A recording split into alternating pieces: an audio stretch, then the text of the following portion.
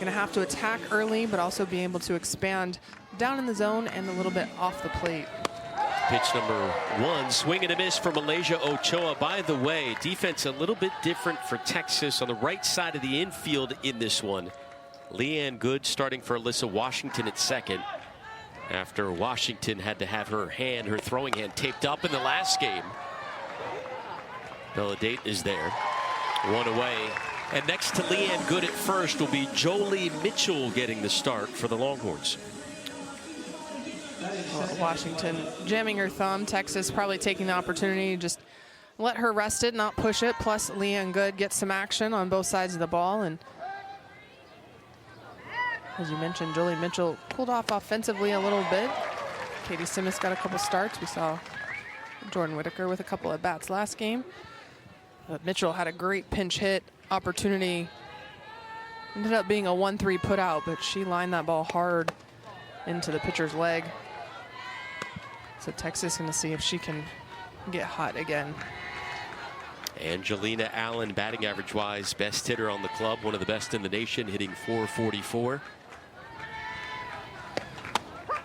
We showed those standings, the Big 12 standings, a moment ago. Earlier today, Oklahoma escaped with a 2-1 win over Central Florida. That would have been a massive upset.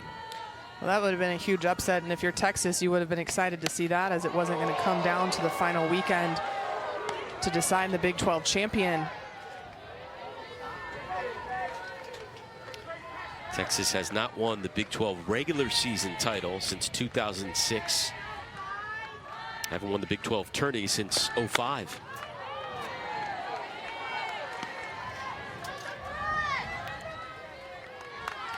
Two titles that Texas is looking to try to solidify here this season. There is, I was going to say strikeout number 1, and technically it is for Mac Morgan, but Allen ends up over at first base runner of the contest for Iowa State. Well, Mac Morgan threw that drop ball inside. Looked like Katie Stewart might have been set up outside as it gets past her. Drop third strike, no play at first. Alicia Ranchez follows that with a base knock to right field.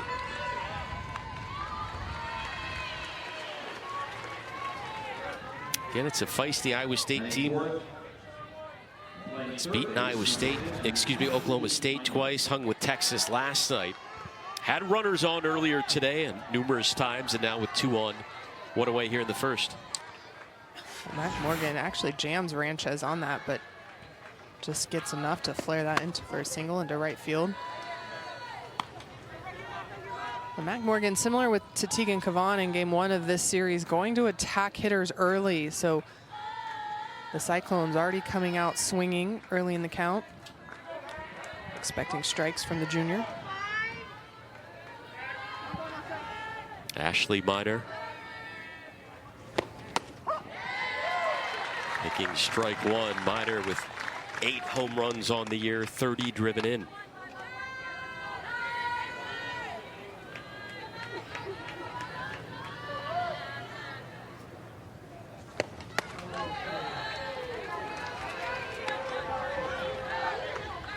You see Mac Morgan trying to hammer the inside, knowing that her speed and heaviness is going to induce some ground balls. And right now, with runner in scoring position at second, if she can get a ground ball to Mia Scott, that could be an easy double play. Chopped over to Mia Scott, hops up for that one on to second for 1, over to first for 2. 3 games after this to end the regular season. You would think a few more in the Big 12 tournament. Regional in Austin. I mean, the way Texas is playing, who knows how far they will go. Carly Charles, the senior, making her first appearance of the series. Ashton Maloney lifts one to center. Charles, the team leader in ERA. Now, in the past, Jamie Pinkerton has said they try to be careful for her when it's a very windy day and the wind is gusting out. She is a fly ball pitcher. So we'll see what happens today against this vaunted Texas offense. Yeah, the senior, well experienced, but Screwball, curveball up in the zone a little bit, so when the wind's blowing out, don't want to get the balls too elevated out there, but Texas has had a look at the other two starters for Iowa State so far this season already in this series.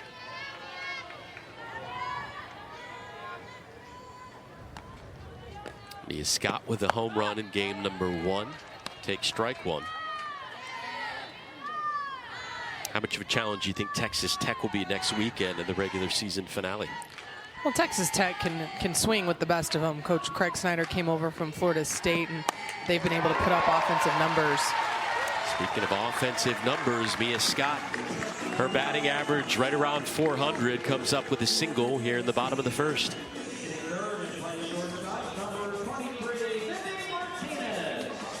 Mia Scott pulling the ball to right field a lot today. But some of that indicative of the fact that Iowa State keeps trying to jam these lefties from Texas. Here is Vivi Martinez, who in her last 3 games has come up with 4 run-scoring doubles. Lays off that one for strike 1. You go through the stretch of Martinez, Atwood, and Stewart. All 3 extremely hot at the plate as of late. In the top 5. We know what Maloney's done all year long, and Mia Scott too. Those top 5 as good as any top 5 you will find in the entire country.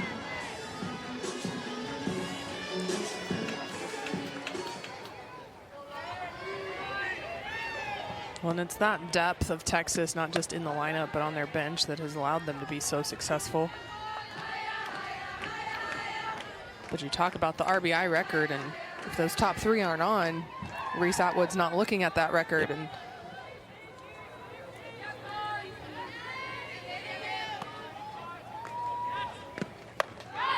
swing and a miss. Strikeout number 1 for Carly Charles.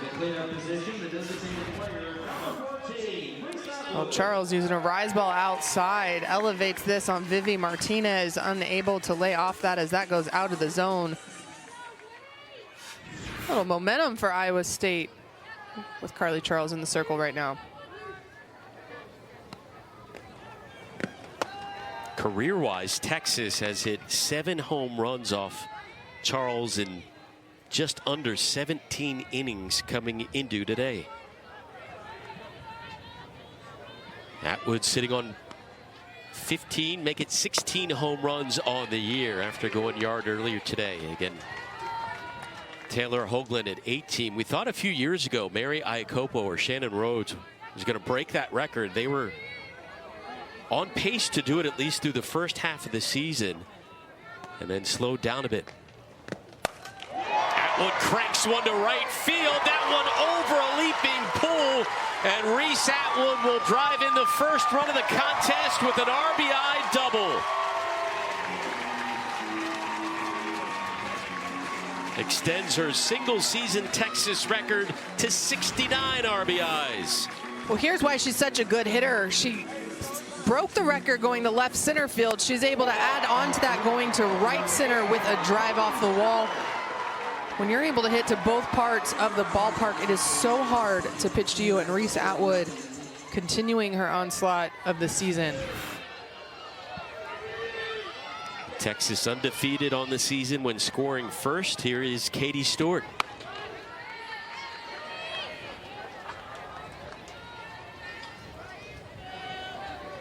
You won't find many players that throw 80 miles an hour and hit 80. And by that we mean in high school as a shortstop, Stewart was clocked at throwing overhand 80 miles an hour. And earlier this year on one of her home runs, her exit velocity off the bat was 80 miles an hour.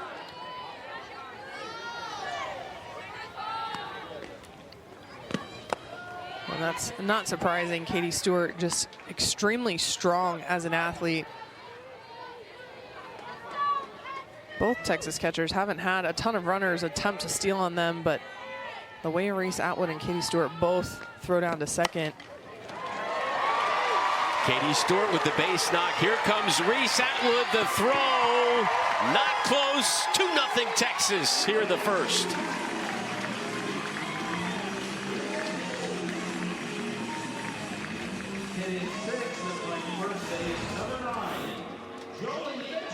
Well, Iowa State hammering Katie Stewart in, and she's able to just get around this one.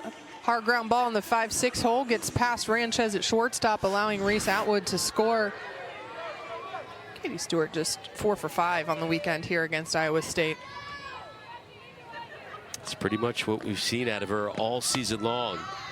And then once you get through the top 5, you think you can exhale. Wrong again. Here is Jolie Mitchell, the transfer, who's hitting .362 on the year.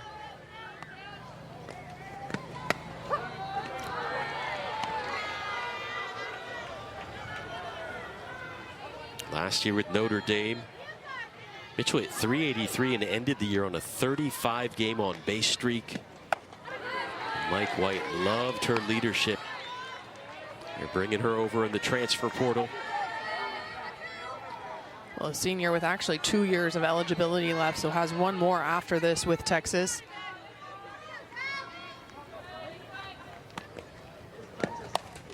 Back up the middle, off the glove of Charles, 2 aboard.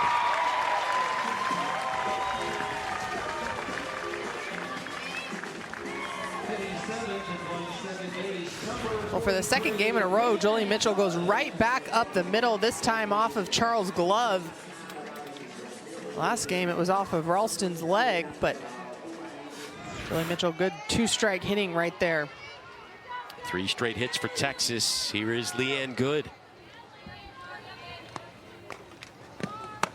Top 25 National Freshman of the Year finalist a season ago. Remember, she started off her Texas career on a 10-game hitting streak. That was a Longhorns record.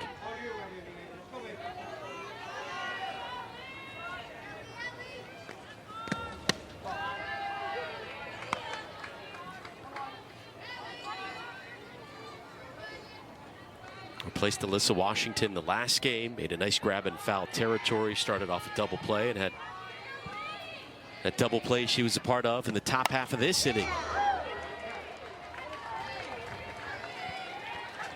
First pitch that she was on defense last game came to her for the ground ball double play in the inning.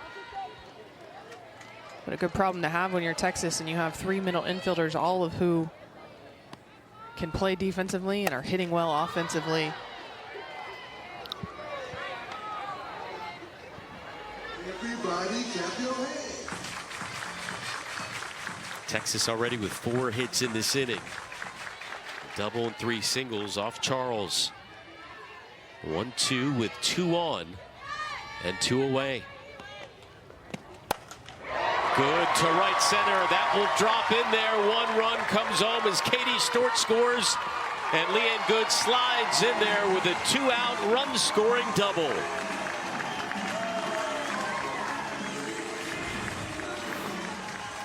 Well, with 2 strikes, Charles elevates this, but not enough. And Leanne Good able to get the barrel there, drive it into right center field. Katie Stewart scoring easily, but the sophomore getting in on the run scoring action. There comes Caden Henry, hitting .388 on the year. 4 straight hits now for Texas. That one fouled off.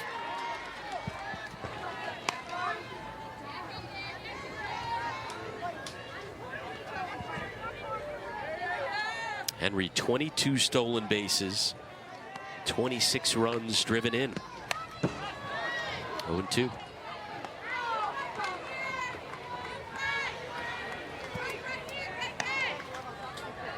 It's a bit reminiscent of the start Texas got out to on Thursday night against Nichols, where they jumped all over the opposing pitcher.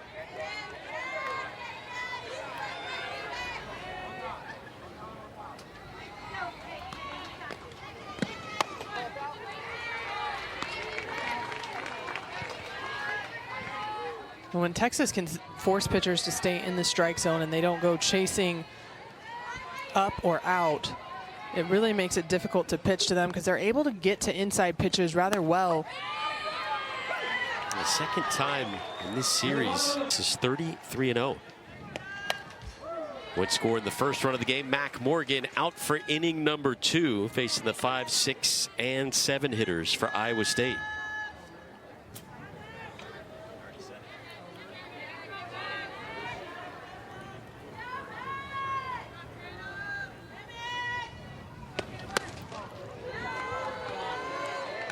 Misses from Morgan. So Reese Atwood and Jenna Golembowski have been going back and forth for the national lead in RBIs.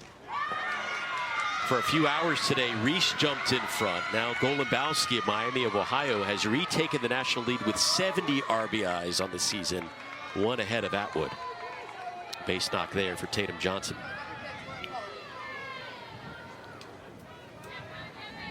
Something Atwood is aware of? I don't know that she's as aware of that one as much as just the Texas single season record. I'm sure she knows of it, that's been mentioned, but there's so much that's out of your hands when you're talking about a single season national leading mark. And I'm pretty sure they don't have a game changer or something in the dugout telling her what Miami of Ohio is doing, but again, you can't control that and just continue to play. And, you know, come into season, it could change based on how postseason plays out. That's a team that's putting up huge offensive numbers, Miami of Ohio. Who's the biggest threat to Texas right now? Obviously, you know, at first glance you'd say, well, it's Oklahoma, but they took 2 of 3 from the Sooners, but dropped 2 of 3 to Oklahoma State. Well, Oklahoma State's pitching pitched absolutely phenomenal against Texas, and so you have to keep your eyes on their pitching staff as Texas goes into the Big 12 tournament, and then depending on how they could possibly match up in the postseason. And at the same time, Texas, you know, got a 2-1 win over Tennessee. Tennessee's pitching staff has been solid as well. Wow, what a web gem by Mia Scott, and they double up the Cyclones.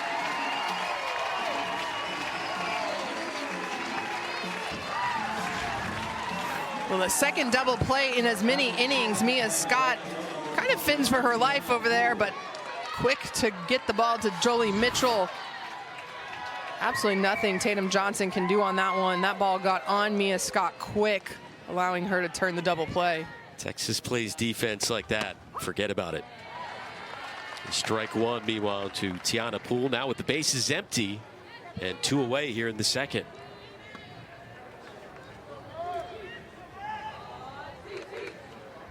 Well, that's the third double play in 7 innings today against Iowa State.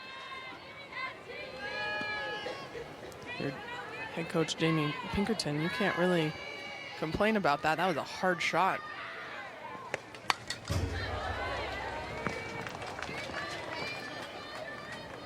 Scott's been very good over at third. By far her best year defensively there. Of course, every year hits right around the 400 mark. 1-2 misses. Texas winners of 12 straight.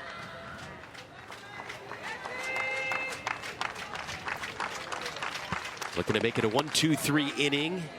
Full count coming up. Well, Mac Morgan trying to see if she can stretch the plate and get Tiana Poole to chase, but Tiana Poole being very patient, not chasing anything low in the zone. That one bounces into center field. 2-out single for Tiana Poole. So 2 base hits in this inning off Morgan. 3 of the last 5 have gotten singles off the junior. Here is Maddie Knowles getting the start today at catcher.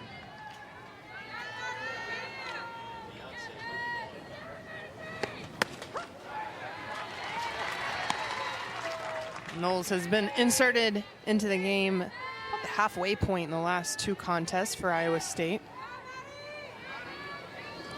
Coach Pinkerton telling us more defensive sound of the 2 catchers. Marin more an offensive threat. And we did see that. Marin took a ball to the wall. Bella Dayton caught it with her back on the wall.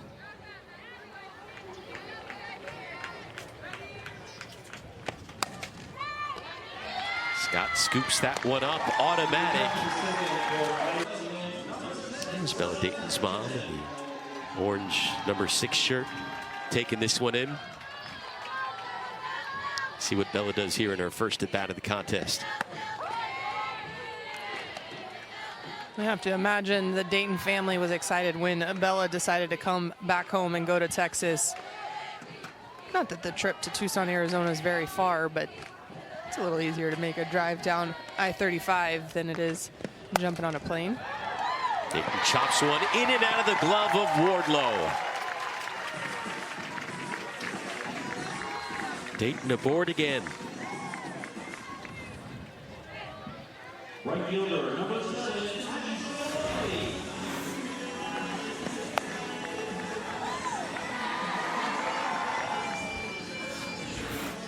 There comes Ashton Maloney. 3 for 4 in the last game. 4 for 4 in that contest against Nichols on Thursday. Dayton's got 11 stolen bases on the year over at first base. Well, for a good part of the year, Bella Dayton was in the leadoff spot, and when you're in the leadoff spot with Mia Scott and Vivi Martinez hitting behind you, Coach White doesn't have to put the steal sign on as much. Home plate umpire there making sure Carly Charles. Wardlow has to hurry, not in time. That is now 7 hits already for Texas in the first 10 at bats. Well, Bella Dayton and Ashton Maloney just combining to put the ball in the right place. Bella Dayton forced Wardlaw to have to go to her backhand on an easy play when you have a runner with speed, and Ashton Maloney just chopping that one into the ground right over Carly Charles, where there was no play. But prior to that pitch, home plate umpire making sure that Carly Charles presents the ball right and doesn't come in and out of her glove. Once you go in your glove, you have to stay in your glove unless you're going to step off the mound.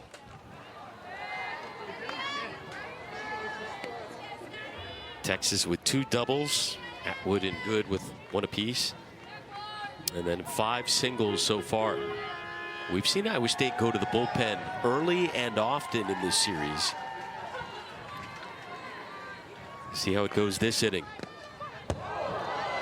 The runners advance to second and third.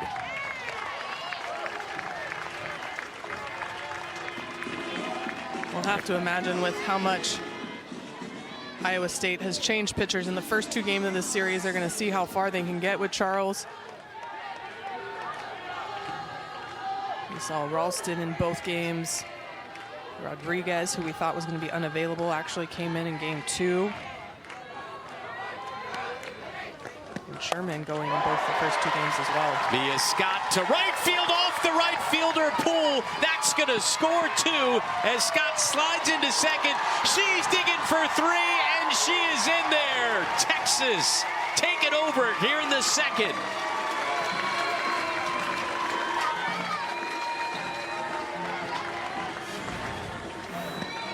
Well, on the hit alone, Mia Scott's going to drive in 2, but Poole bobbles this, which allows Mia Scott the extra 60 feet. And then the miss throw, she just goes ahead and keeps running. Right now, Texas just continuing to carry the momentum and trying to. He knew it was going to be a foot race between her and Ranchez. Ranchez had to get the ball and throw it to third. This one to left. Allen is there and hangs on, but Scott will score to make it 6-0. Defense having their issues at times for Iowa State. Allen able to hang on, but Texas just pouring it on now. Allen making that catch, and I don't think even without the miscommunication between her and Ochoa that they have a shot at Mia Scott at home with the speed that Mia Scott possesses. But the issue there is both Ochoa and Allen, that's a glove side ball for both of them, and usually that's how you decide who has priority is whose glove side. But in this case, they both, with Ochoa being left-handed and Allen being right-handed, that's both of them have a shot. I would have liked to see Ochoa, if they were going to make a throw home, she, I think, would have had the easier route to make the throw home against Mia Scott. Reese Atwood looking for number 17 on the season, and there it is!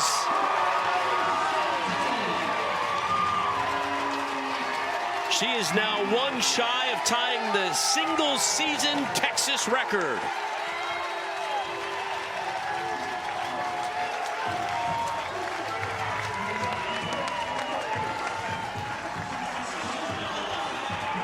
Well, this ball was absolutely crushed. Again, another ball up in the zone inside, but Reese Atwood all barrel turns on that. You watch. The little girl actually dodges out of the way. I think she could have caught that and kept a souvenir for herself, but jumps off the truck. What an unreal season. She is now tied for the national lead in RBIs. That's 70.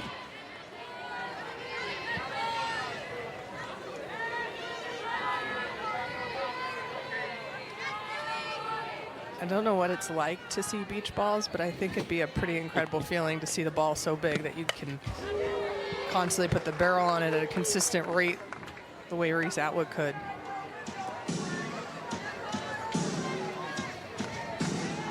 Again, we are only technically 4 outs into this game with Texas at the plate. And they already have 7 runs off 9 hits and looking for more. It's just batting practice right now. Well, out of all the pitchers on Iowa State staff, Carly Charles has the most innings against Texas, obviously being a senior, playing them for the last 3 years. So it is no secret what she throws to these Longhorns. Right now, it just looks like Texas is zoning in and able. And another one. It's interesting because of all the moves they've made when a pitcher has been doing pretty well, they've opted to leave Charles in there at the plate. Singled in the first inning. Stored over at first.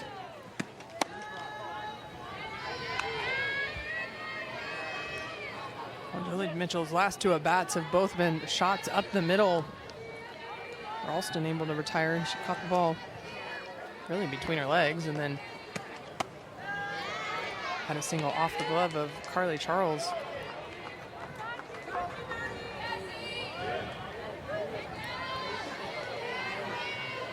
It's an Iowa State team that wins with pitching and defense, and when that's not going well, they have struggled. Mitchell smashed that one foul. Mike White. Spry over at third base. Took the words right out of my mouth. I was going to say, Spry over there with that quick hop. I'm pretty sure if I was coaching third, I'd be coaching like way off, way down the left field line.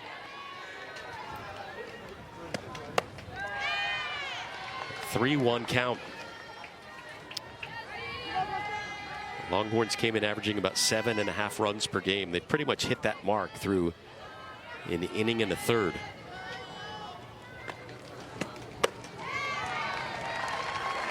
Two aboard.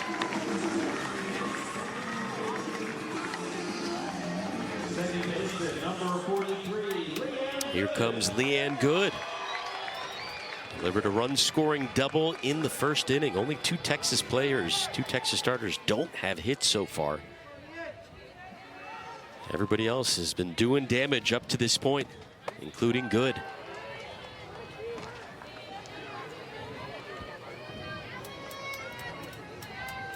Well, Good has seen Rodriguez. She saw her last game. 6-3 put out for Iowa State in that situation, but Good has some timing and some familiarity with the lefty.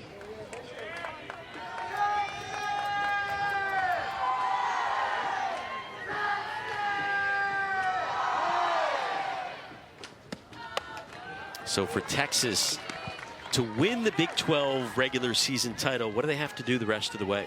Well, Texas has to win out, so they have to shore up this game here, but then also go on the road to Lubbock, sweep Texas Tech, and then keep their eye on that series, that Bedlam series. Handled at third by Minor, over to first. And the inning end. We saw the seniors get dinged up a little bit in the last game. Alyssa Washington had to leave. Jordan Whitaker in her start got hit in one of her at-bats, or at least fouled one off of her.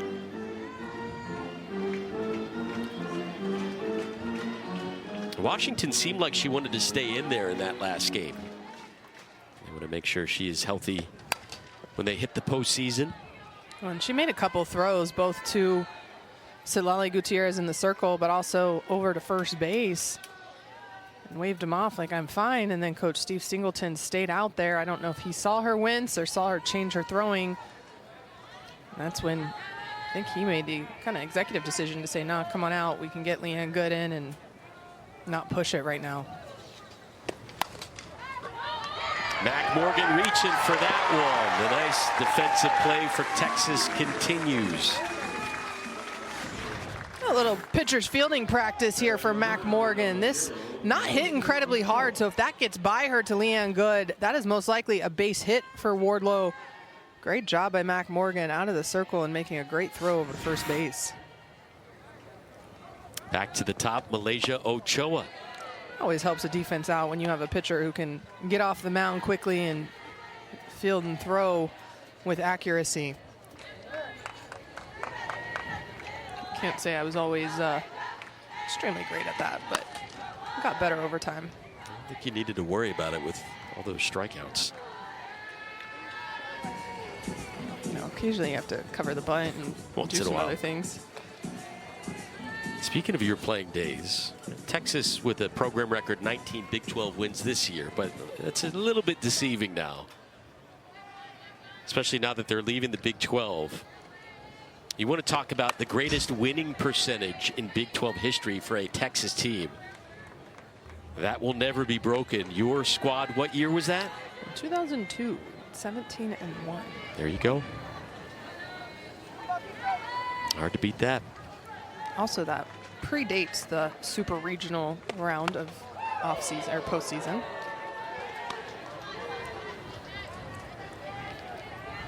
I guess see 2002. That was also an interesting regional. That was right after 9/11, so they weren't flying teams cross country.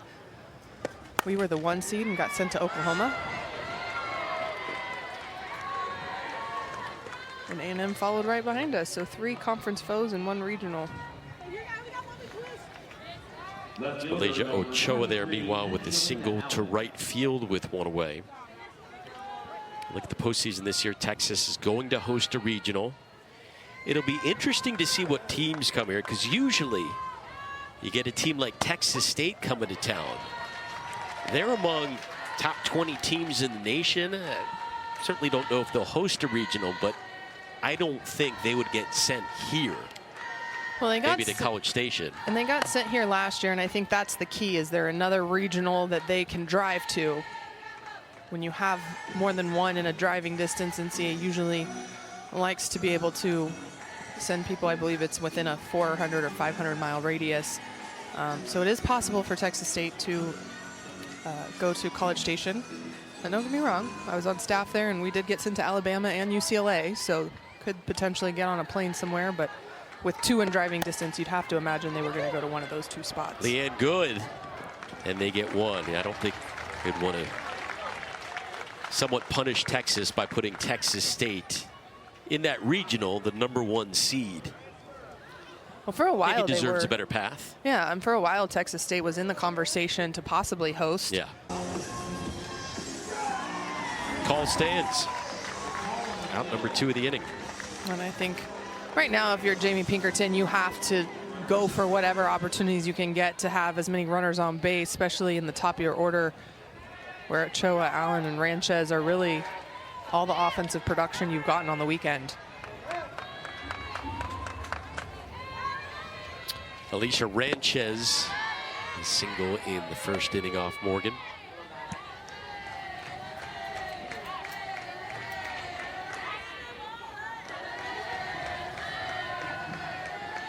Well, 2 first inning hits for Ranchez in this series. To left. Right at Bella Dayton, a single, and that is all for the Cyclones here in the top of the 3rd. That Texas needs to keep seeing some live pitching, and she got hot in Kansas.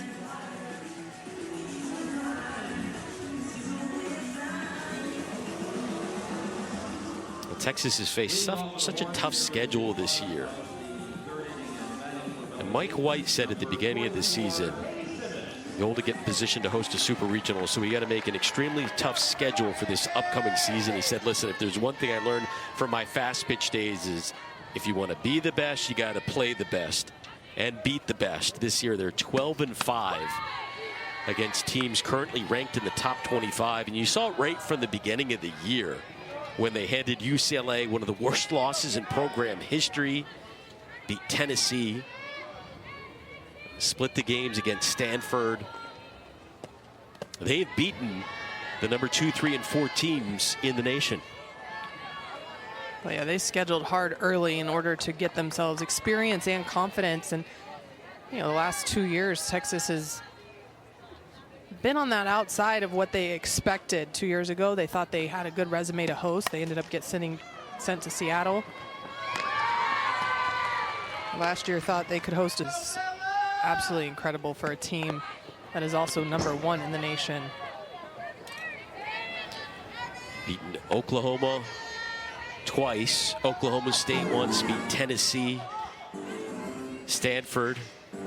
The UCLA game was a 16-0 win in 5 innings, most lopsided loss in Bruins history, and the biggest margin of victory for Texas against a ranked teams. Mike White making a super regional. Every year has been a head coach. 13 postseasons. Remember, obviously, there was no 2020 postseason. Laying down the bunt and reaching over at first. Bella Dayton with her 2nd hit of the contest.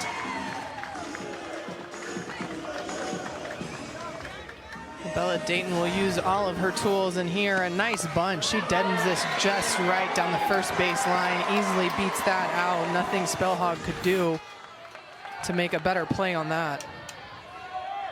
Ashton Maloney with a single in the 2nd.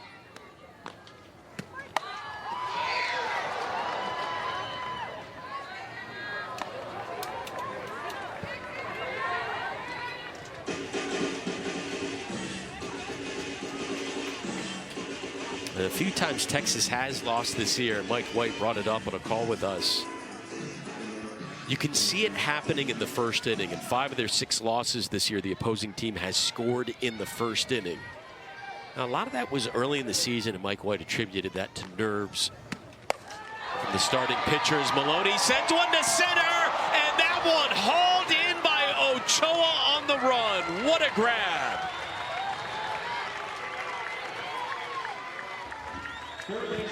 Well, for the 2nd time in this series, Ashton Maloney almost burns the Cyclone outfielders, but Ochoa drop steps and goes. That is a textbook example of drop stepping and just running. That was no drifting. Able to make the leaping grab for the 2nd out. I thought there was no chance she had that. She's one of the best to ever put on an Iowa State uniform. Well, the way she drop stepped and went hard, I thought the same thing, Alex. She thought, oh my, that's over my head. But being able to tuck her glove and run a couple hard steps gave her the ability to make the leaping grab. If that ball falls over her head, Bella Dayton scores. Here's Mia Scott. That will go in front of Ochoa. 2 on, 2 away. Mia Scott's 3 for 3. Shortstop, Vinny Martinez.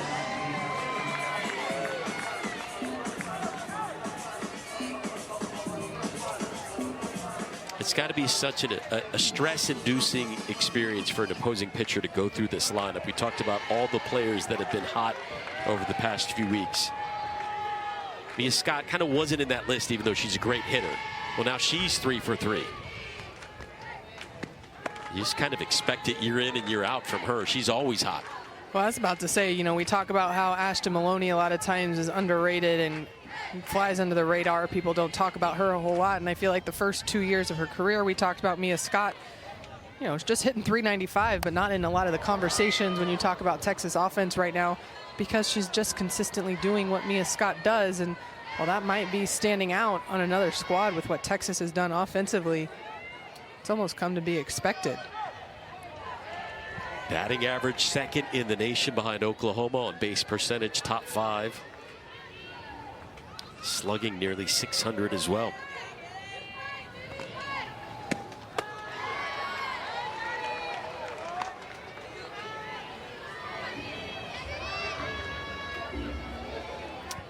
12 hits through 2 2/3 for Texas.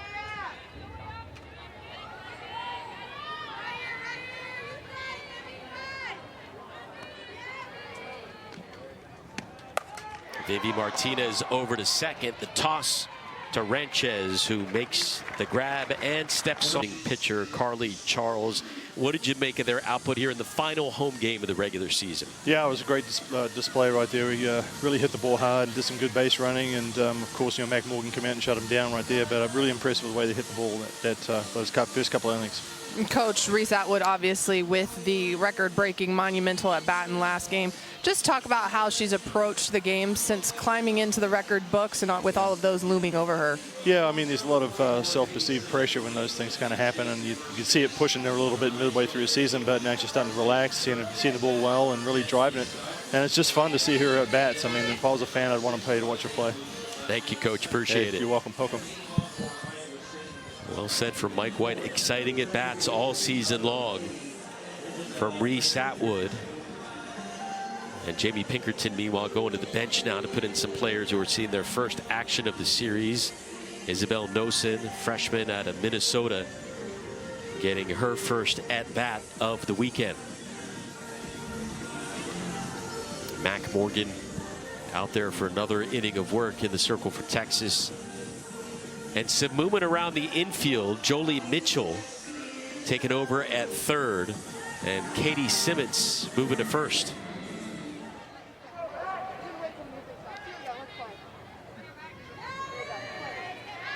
Simmons staying in the game. Mia Scott now moves out to center field as well.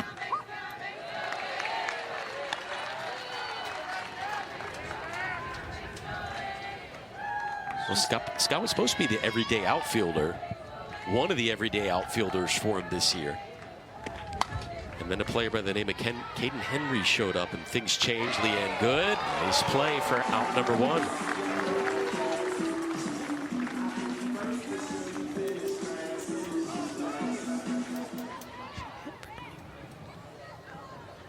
There comes Tatum Johnson to the plate, single in the second inning. Designated player Tatum Johnson. So elsewhere around the Big 12, Oklahoma won earlier today narrowly. 2-1 over Central Florida as that one fouled off. Talked about Oklahoma State having to rally yesterday from a 5-0 deficit to Kansas to win that one 6-5.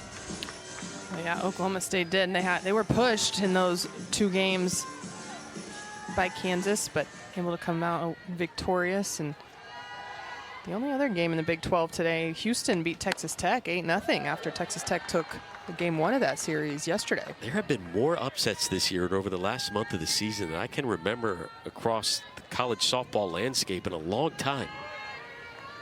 Well, it goes to show the parity and just how important having so many different positions that are consistent.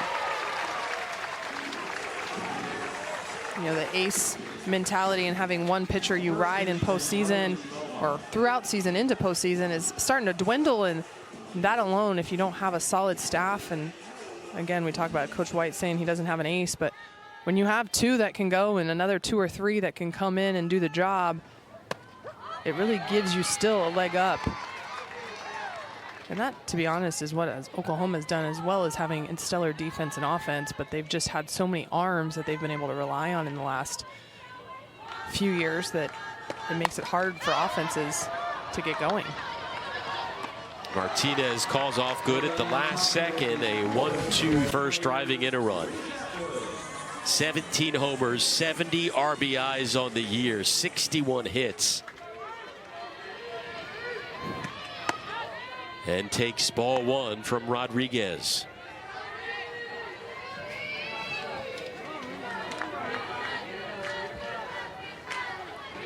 Mike White told us at the beginning of the season she can hit it from her ankles to her head.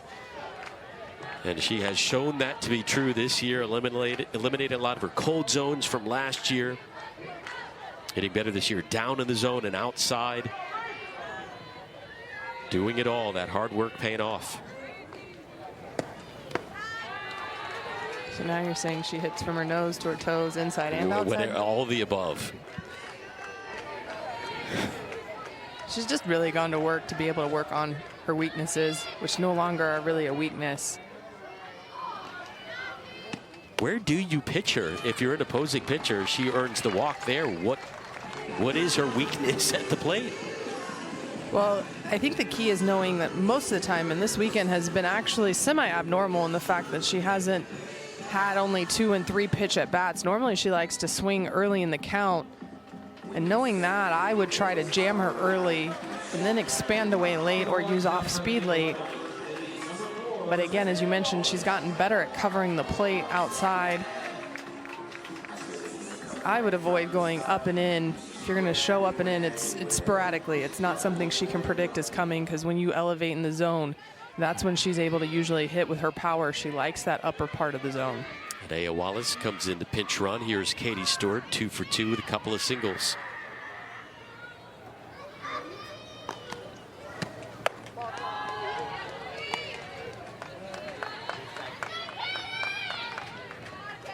Texas came into this game with so many players hitting above 350. Maloney, Scott, Martinez, Atwood, Stewart, Mitchell, Henry. Dayton was hitting 344, but she's 2 for 2, so she's going to join that club. I mean, it used to be a few years ago, you were hitting 350 or 370 whereabouts. You're going to lead the team in average. That's a special year. It's become the norm here this year at Texas. Well, that, and the other part is a lot of times you see left-handed hitters that can use small ball, and they're the ones that are hitting above 400. But so many right-handed hitters now with power even starting to flirt and hit well above 400. Katie Stewart, a towering fly ball to deep left center. Gone! The freshman with home run number 9 on the year. Her 3rd homer in the last 4 games.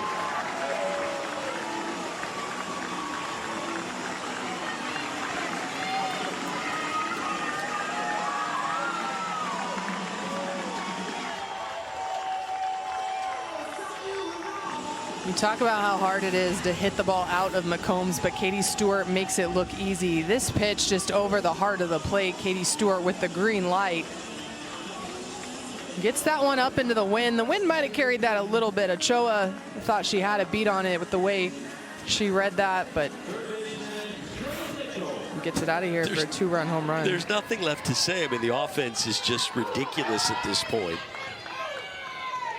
9 runs, 13 hits. Just done it all season long, and that's when you wonder who is going to slow them down. We saw Lexi Kilfoyle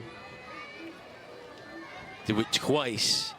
Nyjah Kennedy had a strong outing earlier in the year, but they broke through against Jessica Mullins, who's been one of the best pitchers in the country.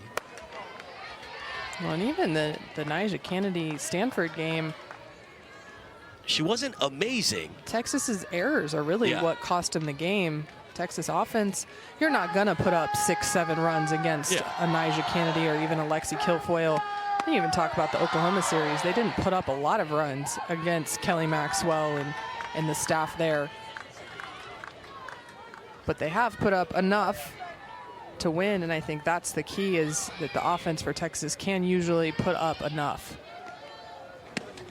And they really got to Oklahoma's pitching staff. When you think of, we were talking about off air, all the national championship teams as of late that have had aces. We talk about Oklahoma, whether it's Jordy Ball or way back to Paige Parker. There are some questions right now about that staff as Mitchell, this one to shallow right. And Texas, and we know what they've done in the past in the postseason against Kelly Maxwell. Take a look at some notable pitchers around the country Texas has faced. 2 runs against Kennedy. Well, and there you see, I mean, against the top pitchers in the country, you're not going to put up 5, 6, 7 runs. That's just not reality. You might on occasion if they have an off day, but they're good for a reason. So it's being able to put up enough and have your pitching staff hold the opposing offense, which is exactly what Texas was able to do against Oklahoma. I think the big thing for Texas against Oklahoma was they were able to get consecutive quality at bats out of hitters in order to score those runs. So Katie Stewart and Vivi Martinez went back-to-back with RBI doubles.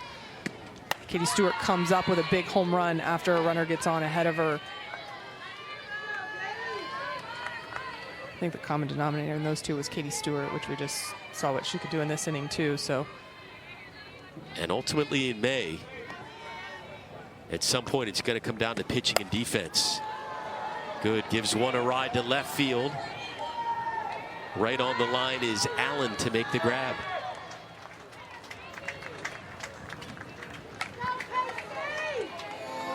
First baseman, Katie Simmons. Here comes Katie Simmons. Iowa State running out of time. Now that Texas is up by 9, the Cyclones will be down to their last 3 outs of the weekend once we hit the next inning.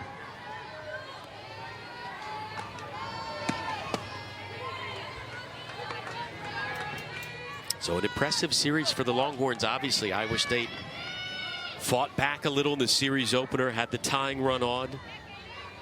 Lost 5-2. Texas picked up the run rule victory in the last game and well on their way in this one. Well, impressive in the sense if you're a Texas fan, you expect Texas to score runs and you expect them to win ball games. But knowing that Iowa State is very capable of coming in and possibly making an upset happen, and we saw they did that twice against Oklahoma State, but just the quality of a program that Jamie Pinkerton runs and the way Iowa State has competed. I mean, 2 years ago, Alex, we got to call a series here, same exact series.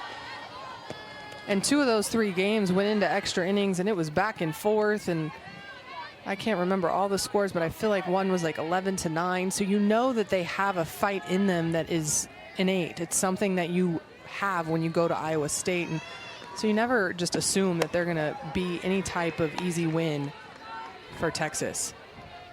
They made it interesting. On Friday, we were talking about Texas. It's going to come down to pitching and defense if they want to win it all. And this series is a perfect example. 0 runs allowed in this game, no errors. 0 runs allowed in the last game. And just 2 runs allowed with no errors in the series opener. Left fielder, validation. Simmons earning a 2-out walk.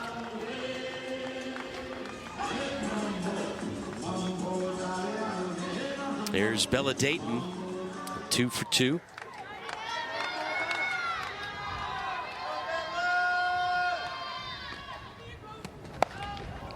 A dribbler over to second, scooped up, and here we go.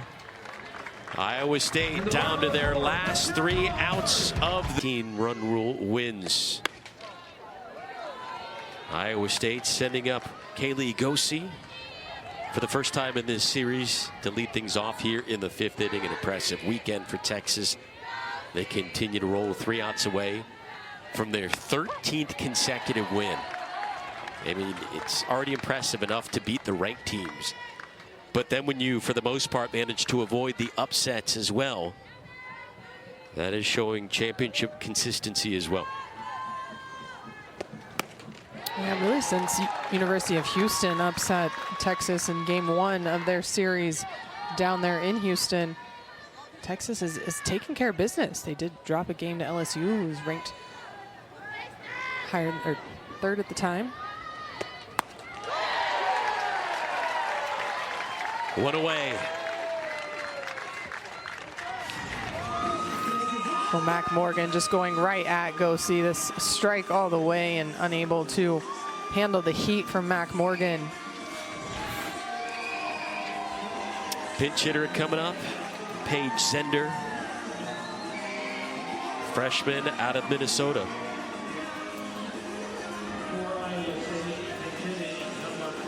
Again, after this game, Texas hits the road for their final series of the regular season in Lubbock against Texas Tech. Strike 1 for Morgan.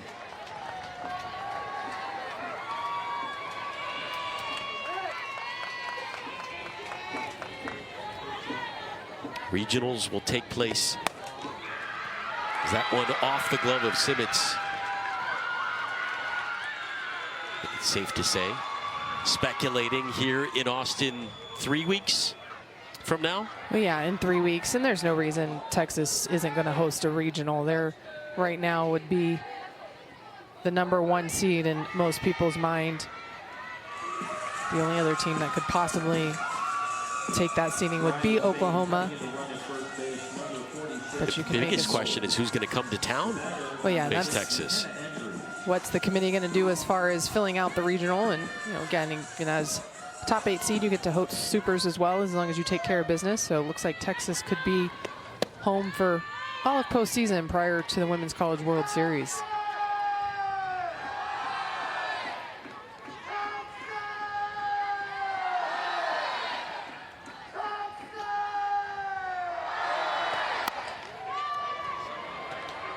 This one will drop into the gap in right center. Runners on the corners. Iowa State trying to extend this game. Well, the pinch hitters coming in and getting their hacks. Even Gosi took her swings at Mac Morgan, but Maddie Knowles Zender and Andrews attacking the strikes early, able to come up with 2 base hits. Back up to the top of the order. Malaysia Ochoa with a single.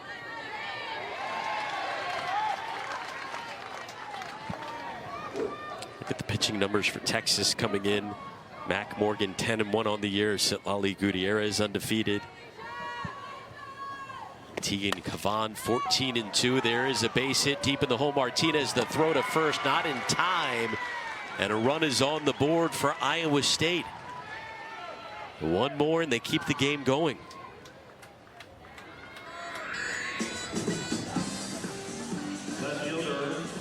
Well, Ochoa just taking a drop ball into the hole. Vivi Martinez, great backhand play on that, but Ochoa, a quick runner, able to get down to first, get herself an infield single.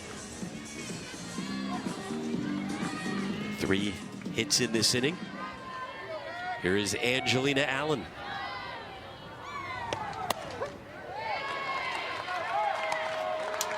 Well, 3rd time through, especially for the top of the order for the Cyclones' experienced hitters. Right now should have a plan knowing that Mac Morgan pretty much throws 1 pitch. Now it's a matter of if you're looking for it on the inner half or the outer half.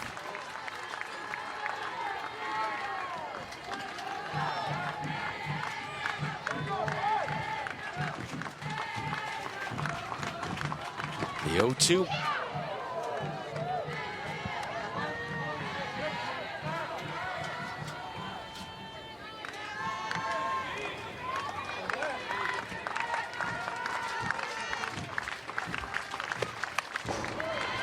Allen stays alive.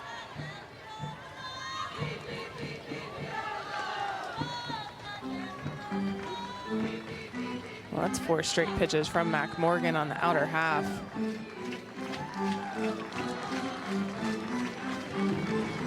Interesting enough, because both Citlali Gutierrez and Tegan Cavan were able to jam Angelina Allen on the inner half. Over to first, the throw to second for 1. And we play on.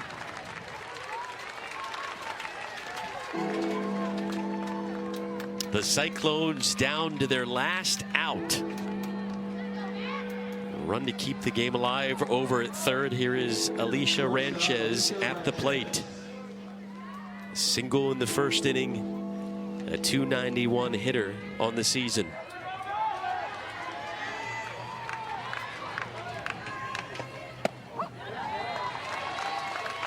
Oh, off-speed pitch there from Mac Morgan. We don't see her throw that changeup very often.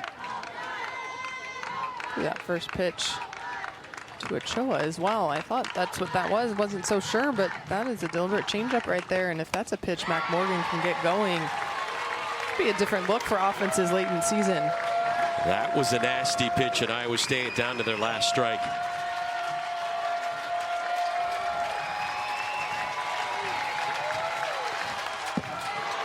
Just get the piece of that one was Ranchez. That was a good pitch by Mac Morgan, too. A little bit off the plate, but lower in the zone. So Ranches just barely able to get a piece. Here we go. 1-2.